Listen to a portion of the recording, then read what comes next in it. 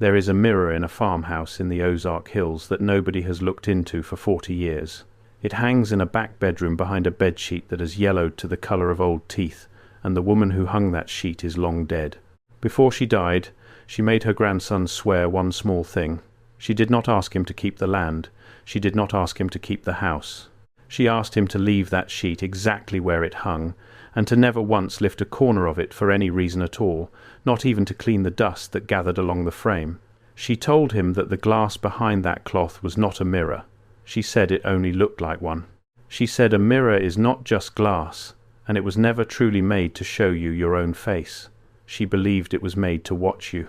And on the far side of that silvered pane, she promised him, something had been watching her whole long life, learning the exact shape of her, waiting with the patience of deep water for the day the cloth would slip.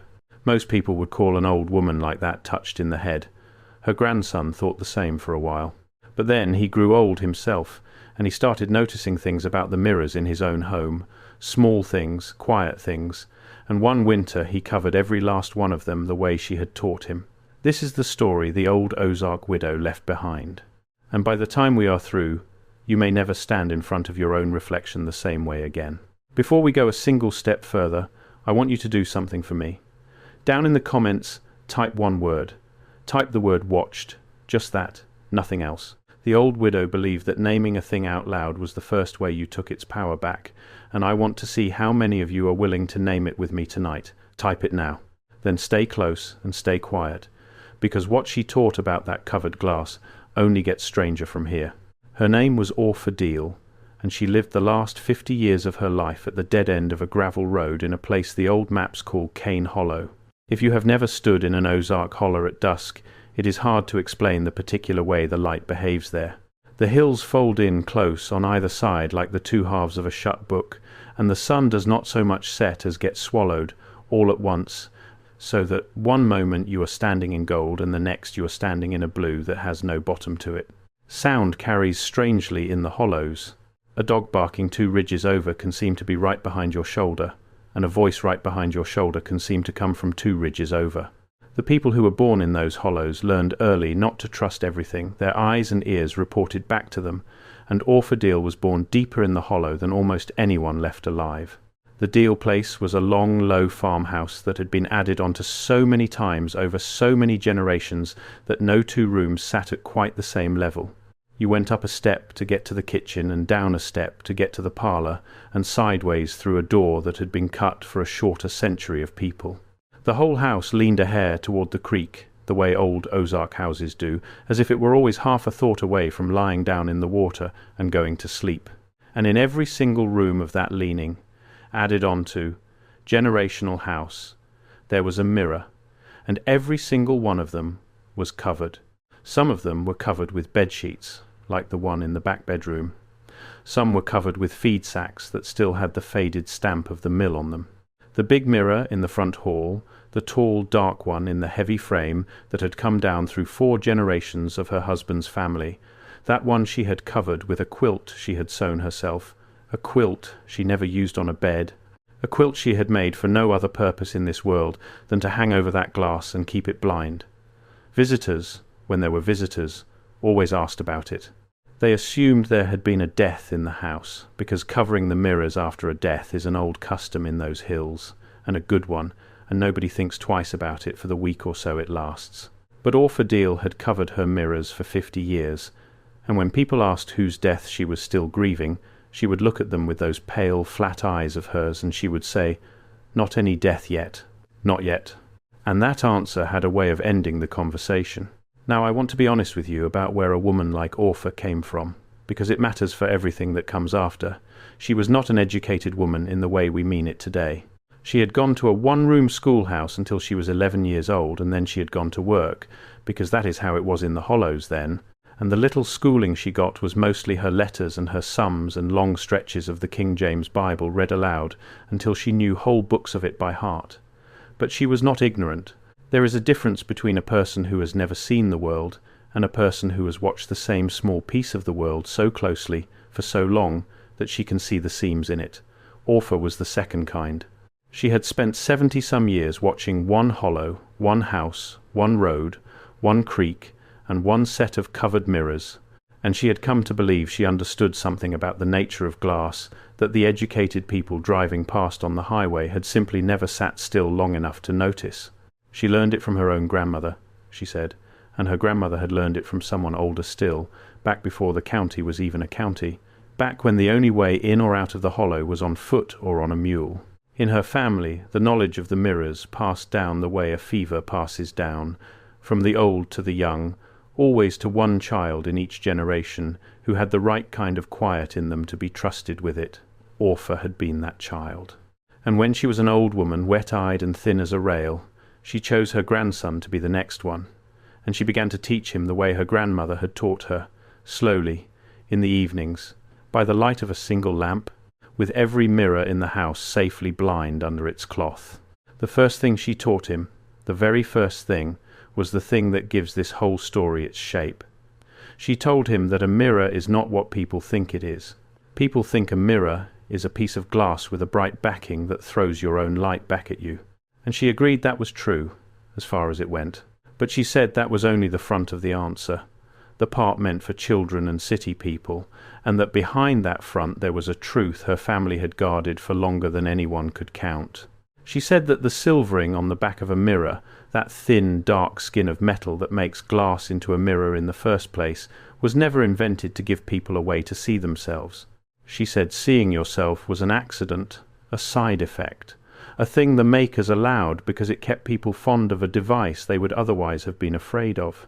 The real purpose of that silvered skin, she told her grandson, was to make a window that only opens one way, a window you cannot see through, but something on the other side can. And that, her grandson came to understand, was the whole reason for the cloths. Once you truly believe that a mirror is a window that only opens the wrong way, you cannot leave one uncovered any more than you could leave a stranger standing at the foot of your bed all night with his eyes open. The covering was not a decoration, and it was not a mourning, and it was not an old woman's nervous habit. It was the only sane response to a thing she believed with her whole heart to be true. She covered them the way you would draw the curtains on a window that looked out onto a road full of watchers, and she checked those cloths every single night of her life before she would let herself sleep, walking the whole leaning house, room by room, by the light of one lamp, laying her open hand flat against each covered glass to feel that the cloth was hanging true and that no corner had sagged or slipped in the hours since she last passed. She counted them as she went. She said their number out loud, softly, each night, the way another woman might count her children at the door, and only when the count came out right, only when every mirror in the house was accounted for and blind, would she climb the step to her bedroom and lie down and close her own eyes in the one house in the county where nothing was allowed to watch her sleep. Before we move on to the next teaching, stop for a second. What you just heard about why she covered every pane of glass in that house is the part that changes everything. But it only makes sense when you see it written out next to the widow's own account. The silvered pane, the slipping cloth. It's all in the document linked below. Take 5 seconds right now, grab it, and then come back, because what comes next builds directly on it. The link is in the description. QR code is on your screen. Her grandson, being a practical young man, asked her the obvious question. If a mirror is a window, he said, then a window to where? And Orpha did not answer him right away. She got up from her chair, which took her a while in those last years, and she went to the front hall, and she stood in front of the tall mirror with the quilt over it, and she put her open hand flat against the cloth, the way you might lay your hand on the flank of a nervous horse, and she said, "That is the wrong question. You are asking where it goes out to. But a window that only opens one way does not go out. It only comes in. The right question is not where it goes. The right question is what stands at it." And then she said something her grandson never forgot, though it took him half his own life to understand it. She said, "You have spent your whole life on the wrong side of the glass, and you never once wondered why the reflection blinks a half-breath after you do. I want you to sit with that for a moment, because it is easy to hear it and let it slide right past you. Go and stand in front of a mirror sometime, a good clean one, in a quiet room, and blink slowly, and watch. Everyone who tries this comes away saying the same thing, that of course the reflection blinks with them. Exactly, because that is what a reflection does. And Orpha would have agreed with you, and then she would have asked, "But how do you know it is not blinking a half-breath after, and simply fast enough that you cannot catch the seam? You never can catch the seam." That was her whole point. She said the makers of the mirrors were very careful people, careful the way a trapper is careful, and they built the seam to be exactly too fast to see, because a trap that shows its teeth catches nothing. Now here is where her story stops being a ghost story an old woman tells by lamplight, and starts being something bigger and older and a great deal harder to shrug off, because Orpha did not believe the mirrors were haunted. She was very clear about that, and she got a little sharp with her grandson whenever he used that word. Haunted, she said, is what you call a thing you do not understand that happens in one house. What she was talking about was not one house, it was every house. It was every mirror in every house in every town in the whole wide reach of the world, and it was not an accident, and it was not a haunting, and it was not the restless dead. It was a design. Somebody had designed it.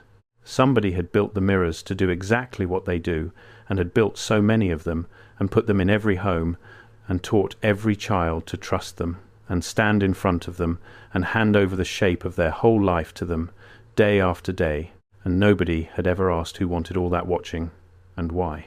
To understand where the mirrors came from, Orpha said, you had to understand that the world we live in now is not the first world. And this is the part where a lot of folks want to get up and leave, and I would ask you to stay in your seat, because whatever you believe about history, the widow believed this with her whole heart, and her family had believed it for longer than the country has existed. She believed there had been an older world before this one, a world that was grander than ours and stranger than ours, and that ended, or was ended, in some great overturning that the history books do not talk about because the history books were written afterward by the people who came out on top. She did not have a fancy word for it. She just called it the old world, the way you would talk about a house you used to live in before a fire, and she said the mirrors came from the old world. All the good ones. The tall, dark, heavy ones in the deep old frames. Those, she said, were not made by anyone alive today, and they were not made in any factory you could drive to. They were left behind, salvaged, passed down, bought cheap at estate sales by people who had no idea what they were buying, and hung on the walls of ordinary homes where they went right on doing the one silent job they had been built to do. If you have ever wandered through an old courthouse in a small county seat, or an old hotel that has been closed for 100 years, or one of those enormous stone buildings from the last century that seems far too grand and far too heavy for the little town it sits in, you may have felt a version of what Orpha was trying to name. There is a feeling those old buildings give a person, a feeling that they were built for something we no longer do, by people who knew something we no longer know. And one thing you will notice in every last one of them, if you start to look, is mirrors. Great tall dark mirrors, mounted floor to ceiling, in lobbies and ballrooms and hallways and stairwells, mounted in places where no one would ever need to check their own appearance, mounted in numbers that no vanity could ever explain. Orpha's family had a saying about that. They said, "Count the mirrors, and you will know what the building was really for." A ballroom with 40 mirrors was not built for dancing. A dancing room needs 1 mirror, maybe 2. 40 mirrors is not a decoration. 40 mirrors is a purpose. Her grandson pushed back on her, the way a young man does. He said the old builders just liked mirrors because mirrors made a room look bigger and made the candlelight go farther, and that was all there was to it. And Orpha nodded, because she had heard that answer her whole life, and she had a way of nodding at an answer she did not accept that let you know exactly how little she accepted it. Then she asked him this. If the mirrors were only there to spread the light and make the rooms look green, then why, in every account her family had kept, in every story handed down, did the old world end the way it did? Why did the great overturning come the way it came? And why, when it came, did the people who survived it go through those grand old buildings and cover the mirrors first, before they saw to the wounded, before they buried the dead, before they salvaged a single sack of grain? Why would starving, ruined, terrified survivors spend their first strength on hanging cloth over glass? You do not do that, she said, for a decoration. You do that for a threat. There is a detail here that always got under my skin the more I thought about it, and it is the detail about the silvering itself. When you make a mirror, you take a clean sheet of glass, and you lay down a thin skin of metal on the back of it, and it is that skin that does the reflecting. The glass by itself is nearly nothing. You can look straight through a window pane and see the yard. It is the dark backing that turns a clear thing into a watching thing. And Orpha's family taught that the backing on the old world mirrors was not the ordinary stuff. She said if you were ever fool enough to scrape the corner of a true old mirror, back behind the frame where no one would notice, you would find that the silver there did not behave like silver. It did not tarnish. It did not flake the way the cheap backing on a modern mirror flakes and goes black and cloudy after 50 or 60 years. The old backing stayed perfect. It stayed bright and dark at the same time, which should not be possible, bright and dark at once, and she said that was because it was not there to reflect at all. Reflecting was the cover story.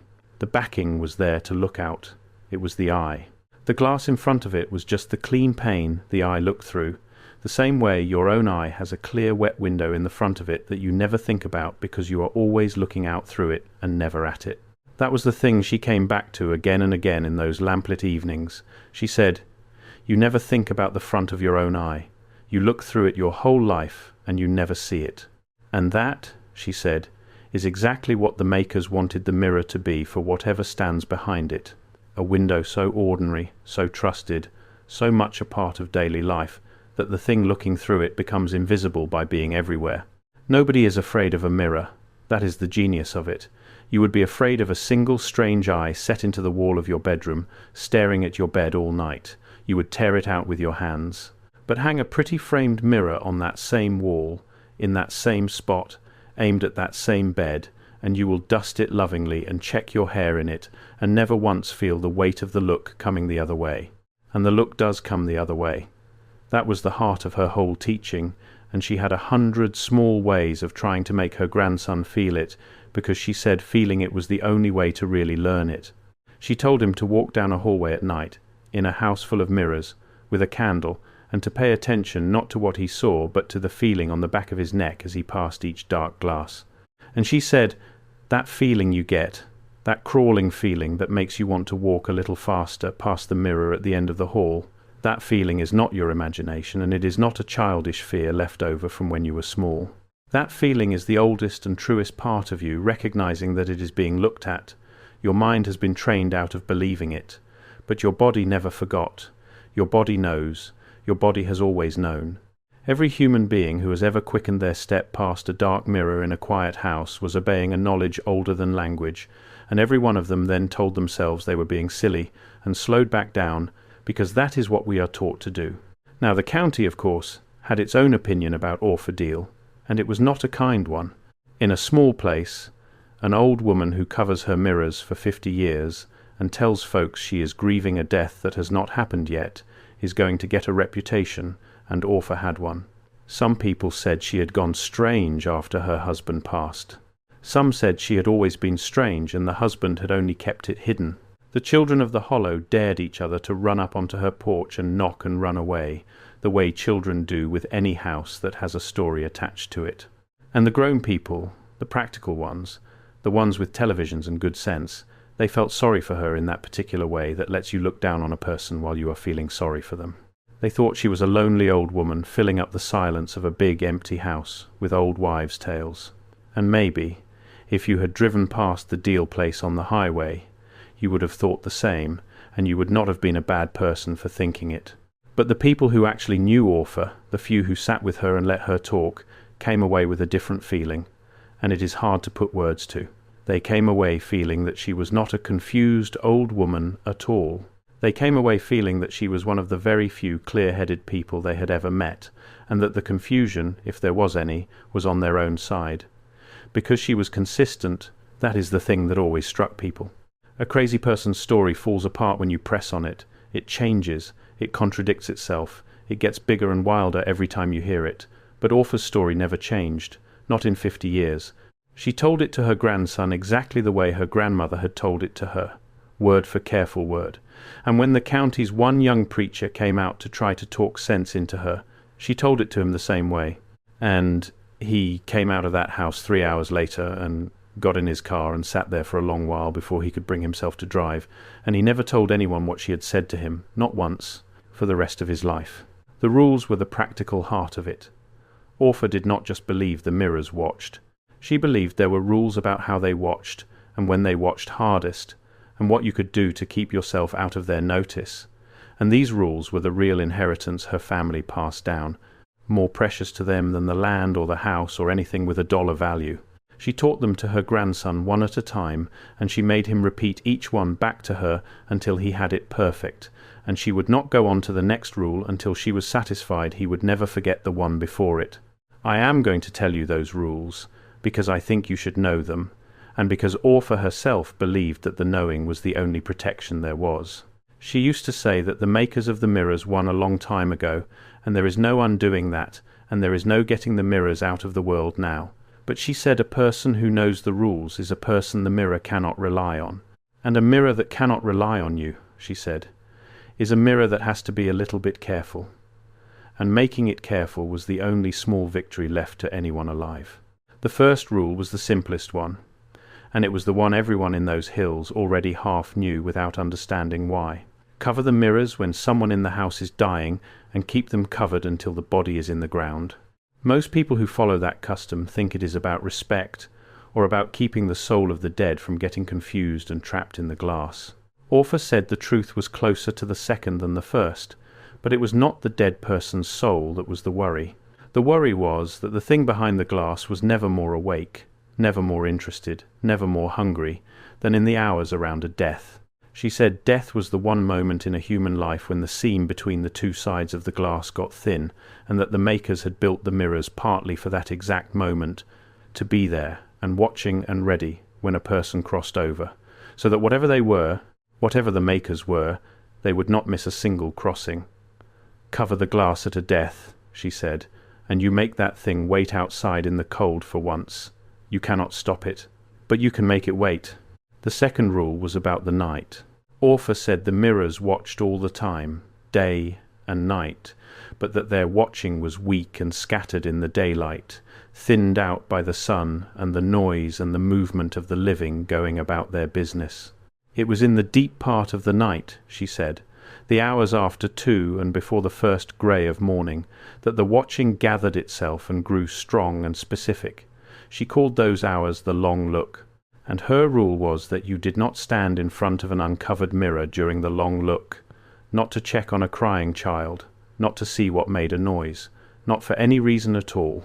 If you had to be up in those hours, she said, you kept your eyes on the floor as you passed the glass, and you did not look, and above all, you did not speak, because a voice in the long look carries through the glass in a way a voice in daylight does not, and you do not want to be the one whose voice it learns.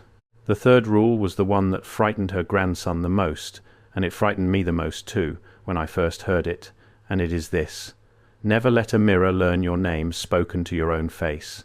Orpha said that people say their own name to their own reflection more often than they realize. They do it when they are practicing something they have to say.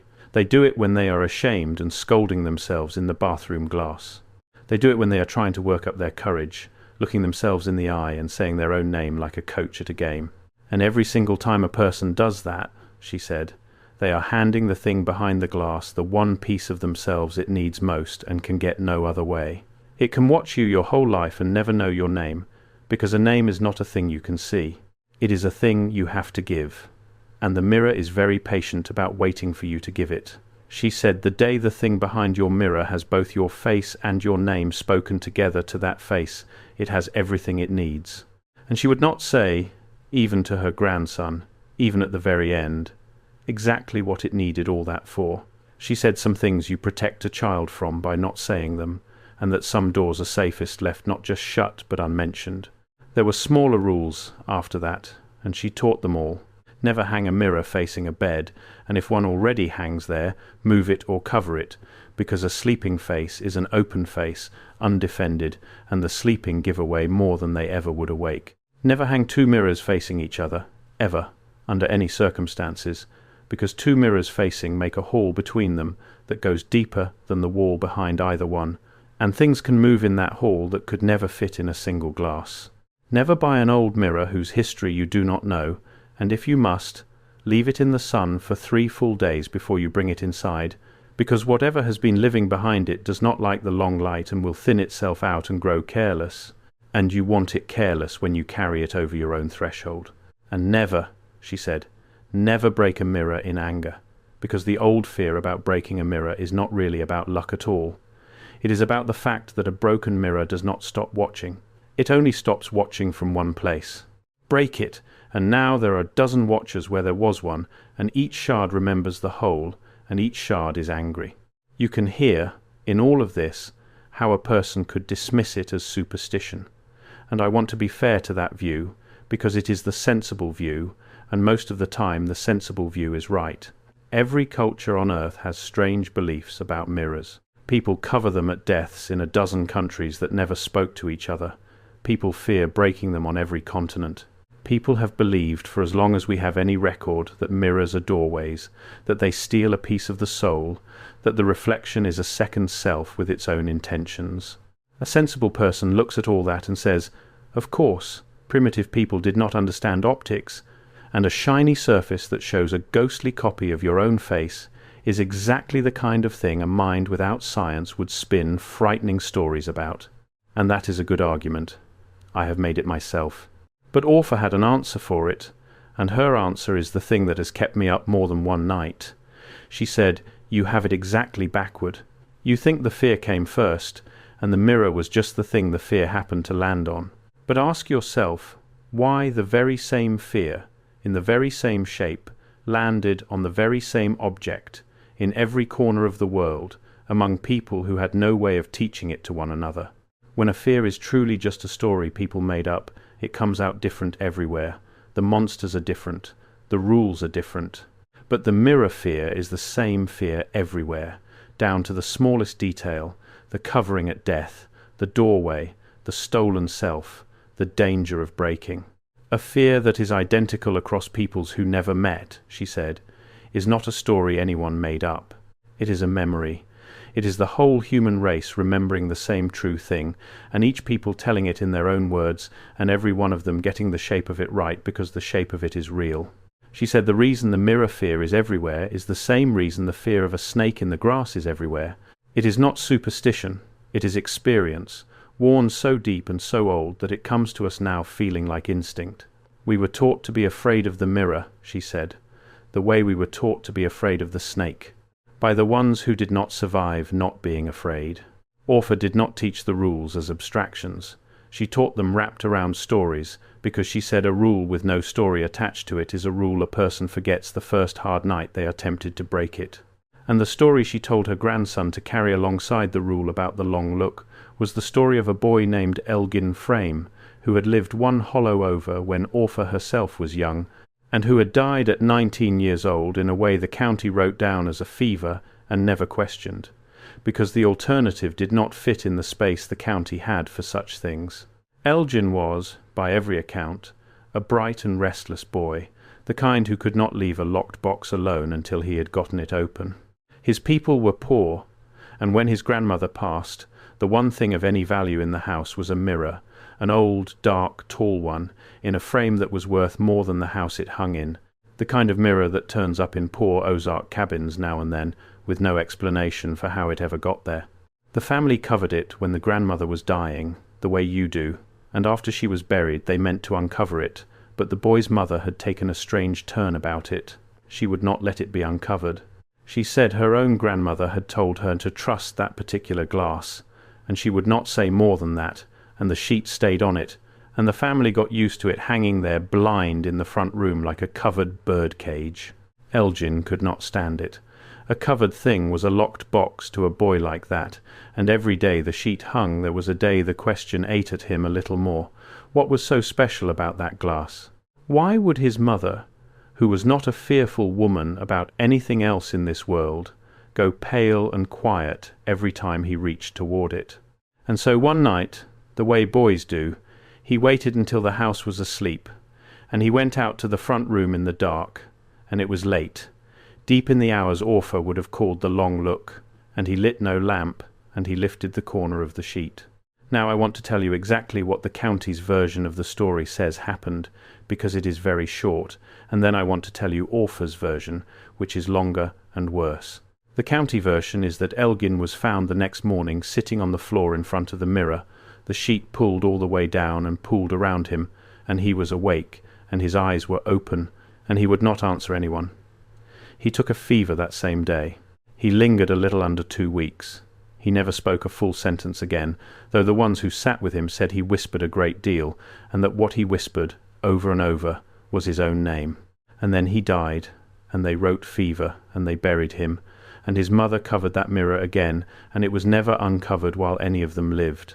Orpha's version filled in the part between lifting the sheet and being found on the floor, and she filled it in because Elgin's mother had told her, years later, the one time in her life she ever spoke of it, made her swear never to repeat it, and then died, which Orpha felt released her to pass it on to the one grandchild she was training, because the whole point of training him was so the knowledge would not die.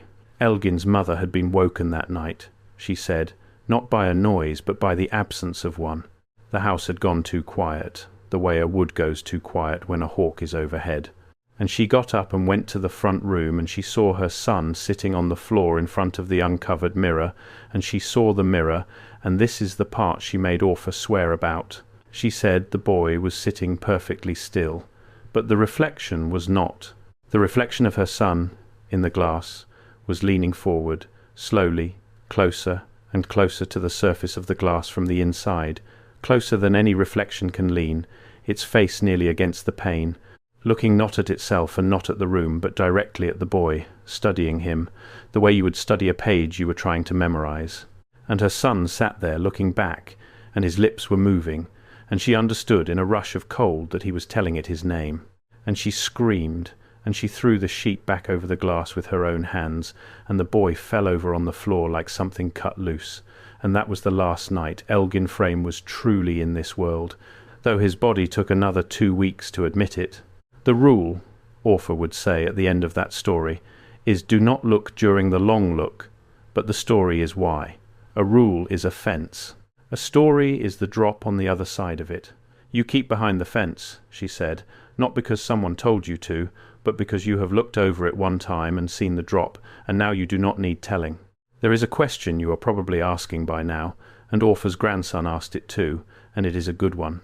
If the mirrors are so dangerous, why keep them at all? Why not do what she nearly did, which is take every mirror in the house out to the yard and bury them face down in a pit and be done with it? And Orpha had thought about that, long and hard, over many years. She told her grandson she had come within a day of doing exactly that, more than once.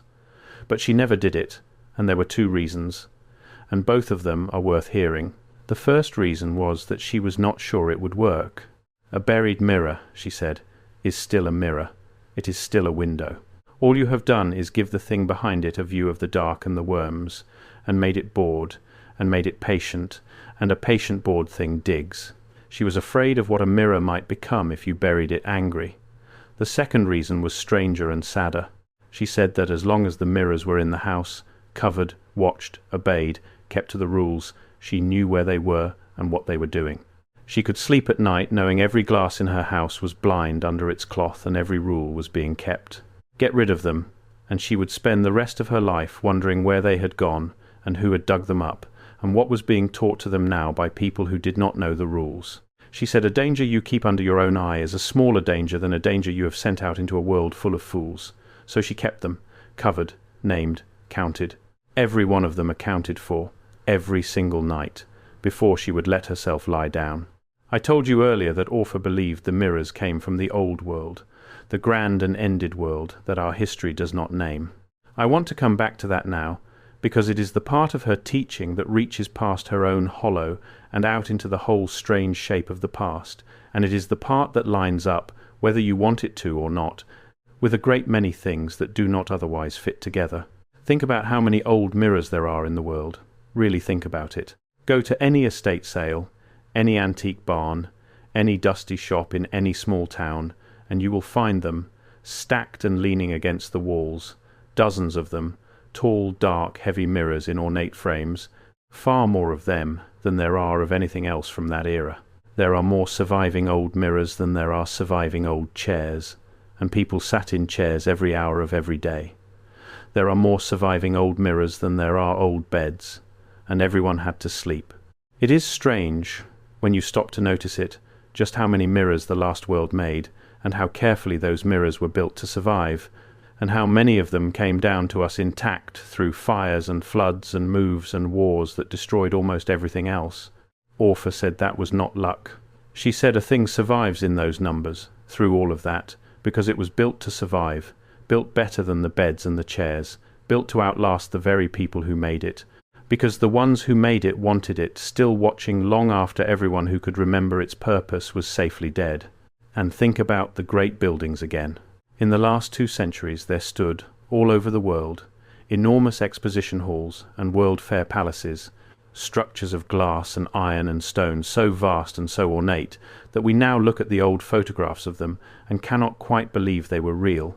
And in fact most of them are gone, burned or demolished within a few years of being built, which is itself a very strange thing to do with a building that must have cost a fortune and taken armies of men to raise.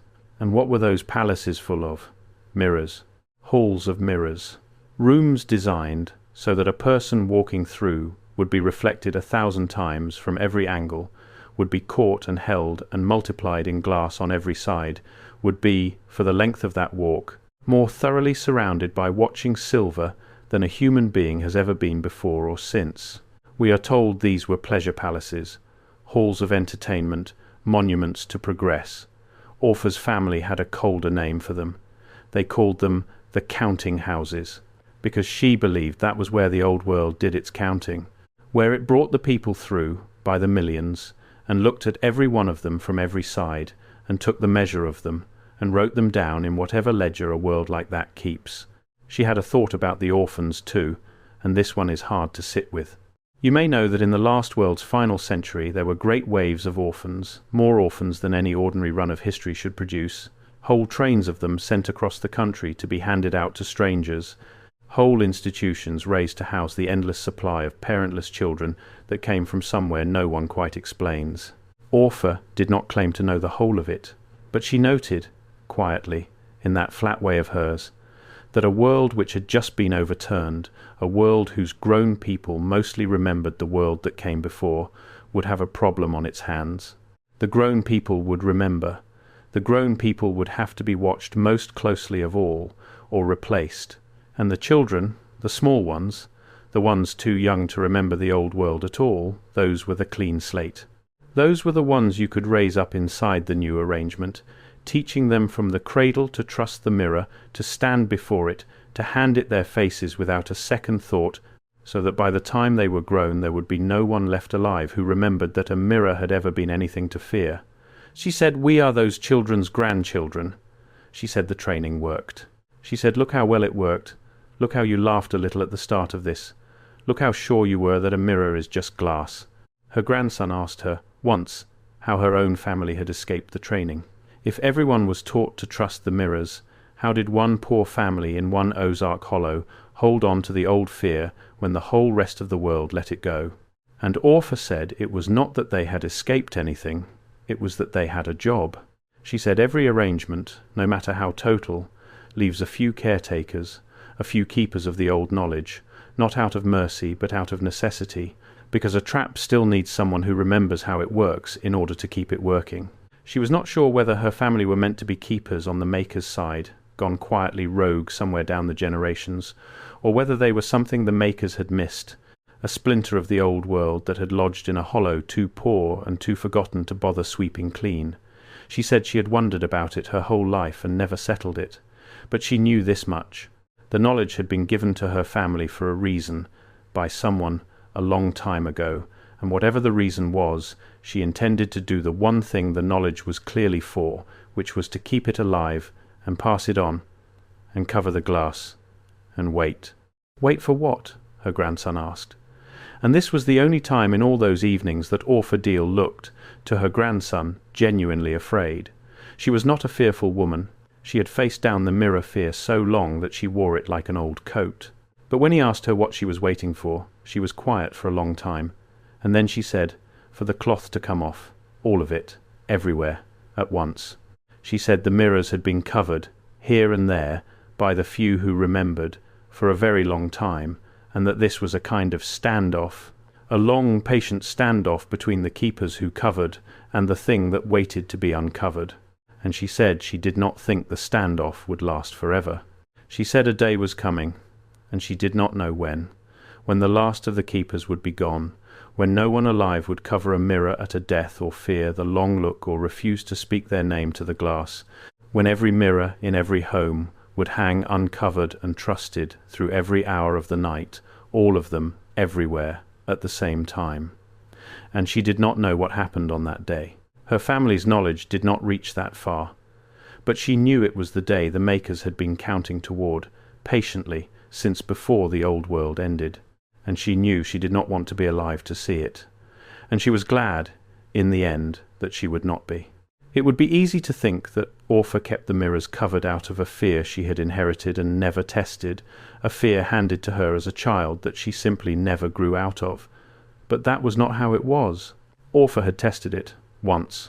When she was young and newly married and full of the ordinary confidence of the young, she had decided, in the privacy of her own heart, that her grandmother had been a superstitious old woman, and that she, Orpha, was going to live a normal life in a normal house with the mirrors uncovered like everyone else.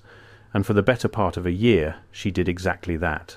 And what happened in that year was the reason she spent the next 50 covering glass. She and her husband had taken rooms, in those first married months, in a big old house at the edge of a river town, a house that had been grand once and had been carved up into rented rooms by then, the way grand old houses always end up. Their room had a mirror built right into the wall, a tall one, part of the original house, far too fine for a rented room, the kind of mirror Orpha now knew to be wary of and then chose to ignore. She left it uncovered on purpose. It was her small rebellion against everything her grandmother had tried to make her believe. She would lie in bed at night with that mirror across the room, uncovered, and she would look at it and feel proud of herself for not being afraid. The first thing she noticed, she told her grandson, was the small thing, the thing so small you can explain it away 100 times before you finally cannot. She noticed that when she woke in the night and looked across the dark room at the room in the mirror was always a little darker than her own room, not much, just a shade, as if the light that came into her room by night, the little bit of moon and street lamp, did not quite make it all the way into the room on the other side of the glass. She told herself her eyes were half asleep. She told herself the angle was wrong. She told herself a dozen things, and every one of them worked, for a while. The second thing was worse and harder to explain away. She began to feel, on waking in the deep of the night, that the reflection of the room had settled a half-second before she woke. That is a strange thing to try to describe, and she struggled to describe it, but her grandson said he understood it perfectly, which frightened him. It was the feeling that the reflection had been doing something just before her eyes opened and had returned to its proper stillness a hair too late, so that what she caught in the first raw instant of waking was not the room and its faithful copy, but the room and its copy just finishing the motion of pretending to be a copy. She never saw the motion itself, she only ever caught the settling, but she caught it enough times, over enough nights, that the pride went out of her. Quietly, the way air goes out of a thing with a slow leak, and one night she got up and hung her own dressing gown over the mirror, telling herself it was only so she could sleep, only for that one night. She slept better than she had in months, and the next morning she took the gown down, ashamed of herself, and that night she could not sleep at all, and the small settling in the glass was there again, and it seemed to her, though she could never be sure, that it was a little bolder than before, a little less careful about hiding the seam, as if her one night of covering had told it something it had wanted to know, which was that she had begun to feel it, that the training had a crack in it, that here at last was a person on the far side of the glass who was starting to look back. That was the thing that broke her, in the end, not fear for herself. It was the feeling that, by noticing it, she had made it notice her, and that once it had noticed her it was never going to stop for the rest of her life, and that the only question left was whether she would face it uncovered, on its terms, or covered, on hers. She chose covered. She hung the gown back over the glass that next night, and she never took it down again while they lived in that house. And when they moved back to the Hollow and into the old deal place, she covered every mirror in it the first day, before she unpacked a single box. and she kept them covered for 50 years. And the small boldness she had felt growing in that Rivertown mirror she never felt again, because she never again gave a mirror a single uncovered night in which to grow it. Her husband, God rest him, thought she was foolish about it, but he loved her, and a man who loves his wife learns which of her foolishness to leave alone. He let her cover the mirrors. He would tease her about it gently, and she would let him, because the teasing did not cost her anything and the covering was not up for discussion. And when he was dying, years later, in the back bedroom of that leaning house, and the family gathered, and the time came, Orpha covered the mirror in that room with her own hands, the way her rule required, and she sat with him through the long look with the glass safely blind, and she told her grandson afterward that it was the one death in her life she had been able to sit through without dread, because she knew, at least, that whatever waited behind the glass had waited outside in the cold that night, and had not gotten to watch her husband cross. The grandson, whose name I have kept out of this on purpose, because he is an old man now and did not want it used, spent his younger years the way most of us spend ours, which is to say he half believed and half forgot. He carried Orpha's teaching in the back of his mind the way you carry a thing your grandmother told you, folded up small and rarely looked at. He went off and lived in towns and cities. He had mirrors in his homes, uncovered, like everyone. He did not keep the long look. He did not, as far as he could remember, ever speak his name to his own face, but he could not swear to it, and that uncertainty would come to trouble him later more than he expected. For a long time nothing happened, and he took the nothing as proof that his grandmother had been what the county always said she was, a lonely old woman who had spun a whole cosmology out of a common fear of the dark. He was not unkind about it.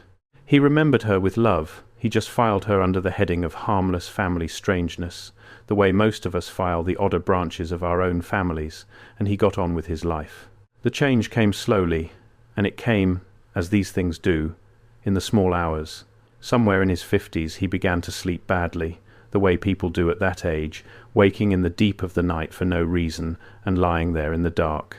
And in that ordinary middle-aged sleeplessness, in a bedroom with an ordinary mirror on the wall, he began to notice the very things his grandmother had described to him 40 years before, the things he had nodded at as a boy and never expected to meet. He noticed that the room in the mirror was a shade darker than his own. He noticed, on waking, the faint sense of a settling, the feeling that the glass had just finished doing something. He noticed that he did not like to walk past the mirror on his way to the bathroom in those hours, and that he had started, without deciding to, keeping his eyes down as he passed it, and that his body did this on its own, ahead of his mind, exactly the way Orpha had said, the body remembers what the mind has been trained to forget. He held out longer than she had. He was stubborn, and he was modern, and he did not want to become the thing he had gently pitied his grandmother for being. But one night, deep in the long look, he woke, and for reasons he could never afterward explain, he looked directly at the mirror across his room, full on, the way you are not supposed to, and he saw, for less than a heartbeat, before his eyes could talk themselves out of it, that his own reflection in the dark glass was already awake, and already looking at him, and had been looking at him. He understood with a plunging certainty, for some time before he opened his eyes. The reflection was not doing anything dramatic. It was simply awake first. It was simply already watching, in a room where he had only just that second begun to watch back, and that was enough. He got up, in the dark, and he took the spare blanket from the foot of the bed, and he covered the mirror, and he stood there in the dark with his hand flat against the blanketed glass, exactly as he had watched his grandmother do when he was a boy, and he understood, finally, all the way down, what she had been trying to give him. He never uncovered a mirror at night again. By the time all this came to him, Orpha was many years gone. She had died at 91, in the back bedroom of the Leaning House, in the deep of a winter, with every mirror in that house covered by her own careful hand. Her grandson had come to sit with her at the end. He was a grown man by then, and he had not yet had his own reckoning with the glass, and so he sat with her, still half believing she was a dear and harmless old eccentric. But something happened in that room, in her last hours, that he carried with him for the rest of his life, and that finished, later, the work of making him a believer. She was mostly past speaking by then. She drifted. But near the very end she came up out of the drift, all at once, clear-eyed and urgent, and she gripped his hand with a strength he did not think was left in her, and she made him swear the thing I told you about at the start. Not to sell the land, not to burn the house, to leave the sheet on the back bedroom mirror, and never lift it for any reason under the sun, not even to clean it. And he swore it, the way you swear anything to a dying woman, meaning it in the moment, and not thinking much past the moment.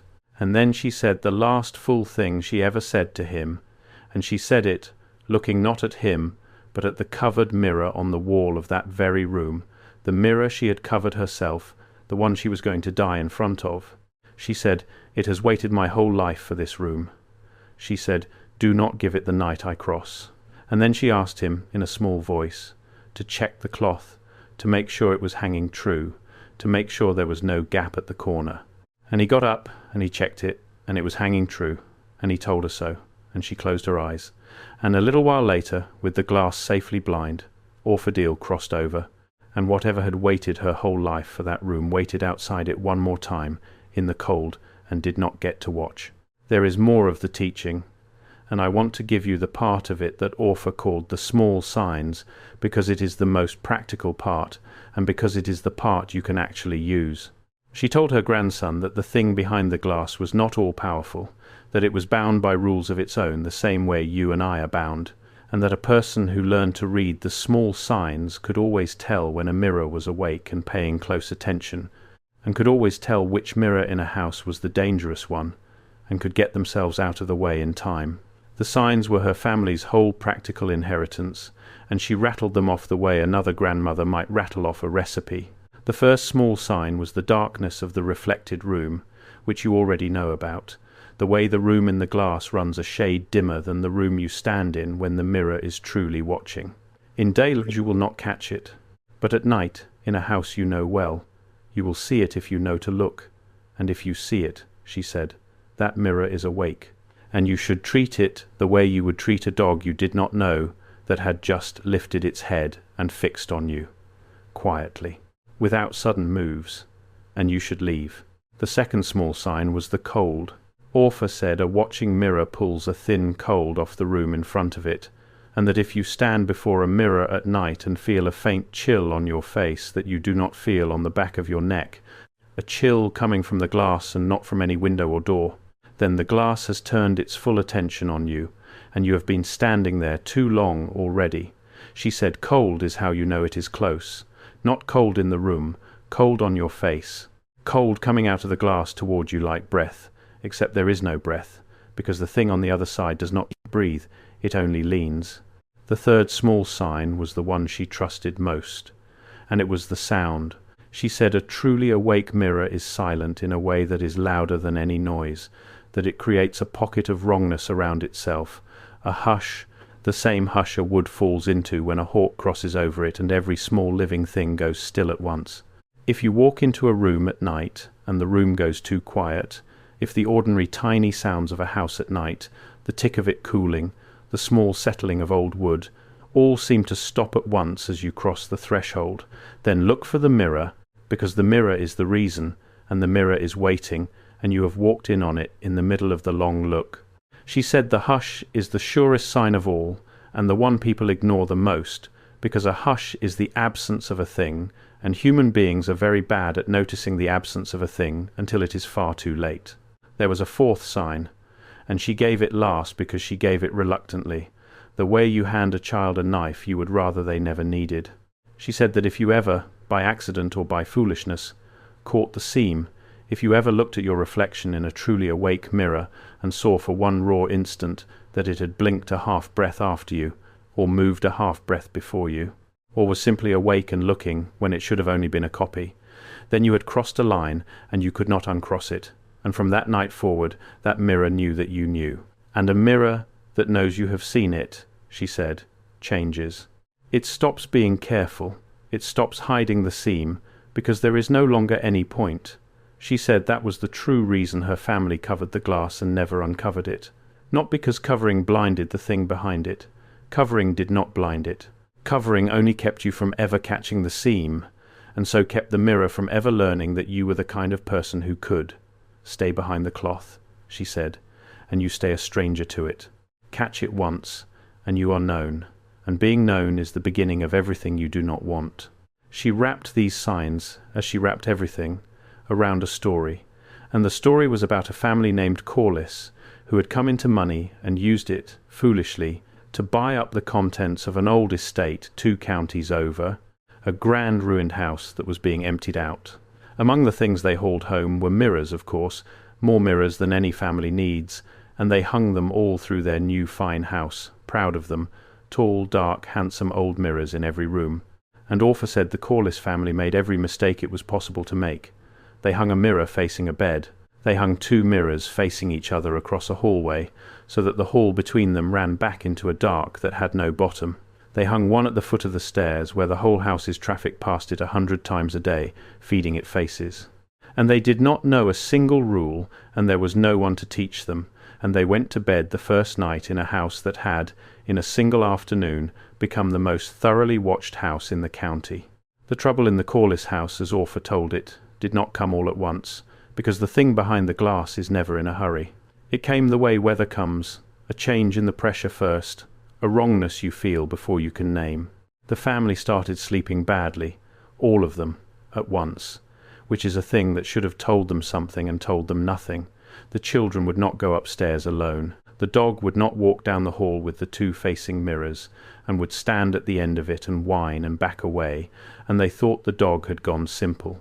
The mother began to feel, in the mornings, that the mirror at the foot of the stairs was slightly wrong, that her reflection in it as she came down each morning was a half step behind her, catching up, arriving in the frame just after she did, and she told no one, because what was there to tell? And the hush settled over that house, a little heavier every week, until visitors remarked on it without knowing what they were remarking on, saying only that the Corliss place had a still feeling to it, a quiet feeling, and not meaning it as the compliment it sounded like. It ended, Orpha said, the way these things end, with the youngest child, because the young ones have the open faces, and the makers have always been most interested in the young. The Corliss girl, 6 years old, began talking to the mirror in her room, the one they had hung facing her bed. Her parents thought it was sweet at first. A small girl with an imaginary friend, chattering away at her own reflection. Then they began to catch the things she said, and the things she said were not the things a small girl makes up. She told her mother the girl in the mirror was learning her. That was the word the child used. Learning her, the way you learn a song. She said the mirror girl knew almost all of her now. She said the mirror girl only needed the last part, and then they could trade places, and would that be all right, because the mirror girl was tired of her side and wanted a turn on this side. And the mother, cold to the bone, asked her daughter what the last part was, the last part the mirror girl still needed, and the child said, "My name. She wants me to say my whole name to her, in the dark, 3 times.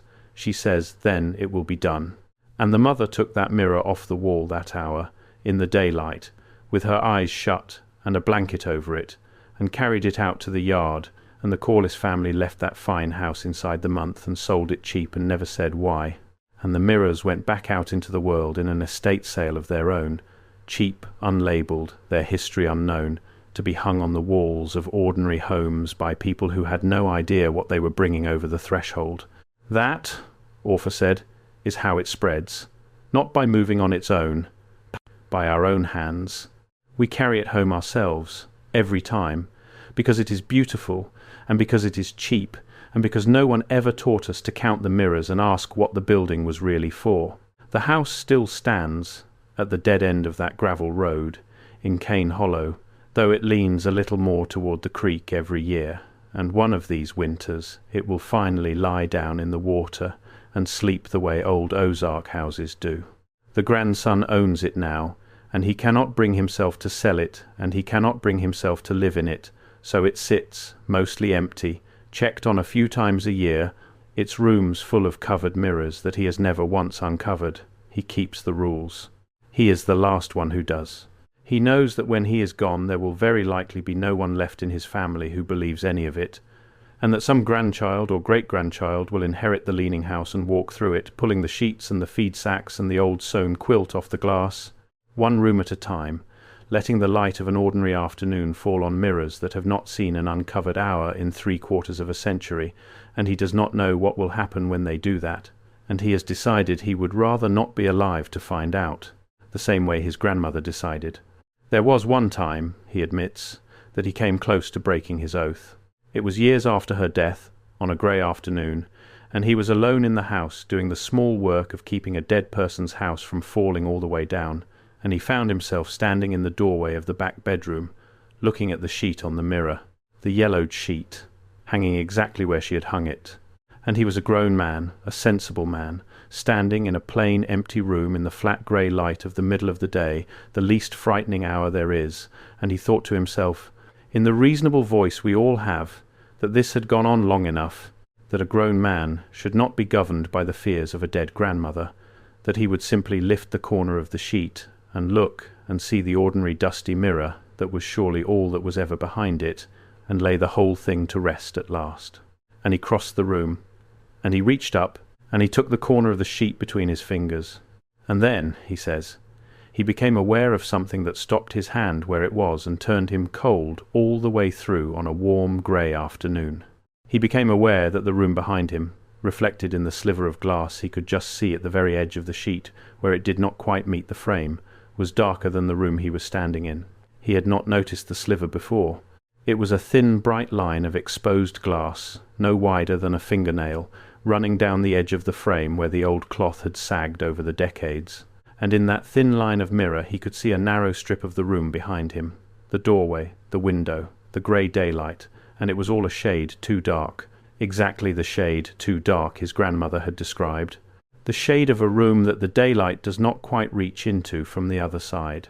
And in that thin strip of too dark room, standing in the reflected doorway behind his own reflected shoulder, in the part of the room that in the real world behind him was empty, there was, he swears, a deeper darkness in the shape of someone standing, patient, waiting, positioned exactly where a person would stand if they had been waiting a very long time for someone to finally lift the sheet.